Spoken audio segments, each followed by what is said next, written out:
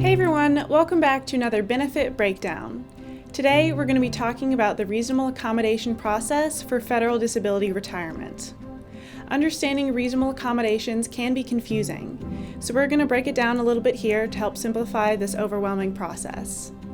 Please be sure to like this video and subscribe to our channel so you don't miss any of our upcoming videos. When applying for federal disability retirement, you must prove that you and your agency have exhausted all reasonable accommodation efforts. But what does this mean? A reasonable accommodation is any adjustment made to your job or work environment that would allow you to successfully perform all of your job duties. A reasonable accommodation could look like an ergonomic chair, flexible work hours, or even working from home 3 days a week. But remember, for a reasonable accommodation to be valid to the OPM, it must allow you to continue performing all of the essential functions of your job. Medical documentation is not always required in order to request a reasonable accommodation from your agency, but it can be helpful to set parameters for your agency. It's important to note that you do not have to accept an accommodation that does not fall within your medical restrictions. If your agency offers you an accommodation that does not allow you to continue performing all of your essential duties, you can deny it without penalty from the OPM.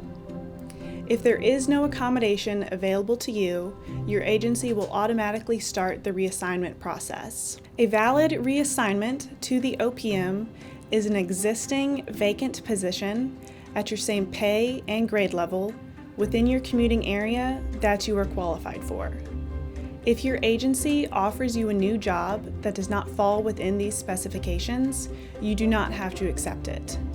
But if you do accept a new job position, you will not be eligible for federal disability retirement from your current federal position. When requesting a reasonable accommodation or reassignment, it's important to get all communications documented in writing to help support your federal disability retirement case. We know this process can be confusing, so let's look at a few common questions that we get to help simplify this a little bit further. Question number 1. How long can a reasonable accommodation be approved for? This depends on the specific accommodation, but your accommodation can last for the entirety of your employment if necessary. For example, if you needed a desk that could convert from sitting to standing, and your employer provided that, you would be able to continue working with that accommodation for as long as possible. However, if that accommodation stopped working for you, you might become eligible for federal disability retirement. It's important to note that you can accept temporary accommodations without affecting your federal disability retirement case. Question number 2. What kind of documentation do you need to provide your agency with when requesting accommodation? The documentation requirements differ from agency to agency. Once an employee requests a reasonable accommodation, the agency will reach out for the necessary medical documentation. The format of this medical documentation varies agency to agency, like we said. Some have specific forms, some send a bulleted list to be addressed in a letter, and some request release forms to access medical documentation themselves. But all of this is completely normal and not cause for concern. Keep in mind that you may have a harder time receiving adequate accommodation if you do not provide your agency with enough necessary medical documentation. Additionally, this lack of communication could lead to agency mistakes on your federal disability retirement application. Question number 3.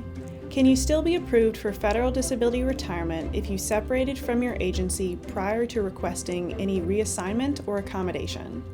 You can still be approved for federal disability retirement if you separated before undergoing the reasonable accommodation process, but it'll be a lot harder. In this case, you'll have to prove to the OPM that there is no reasonable accommodation or reassignment available that would allow you to complete all of your essential job duties. It is not recommended to resign if you're planning on applying for federal disability retirement, as it can make the process a lot harder.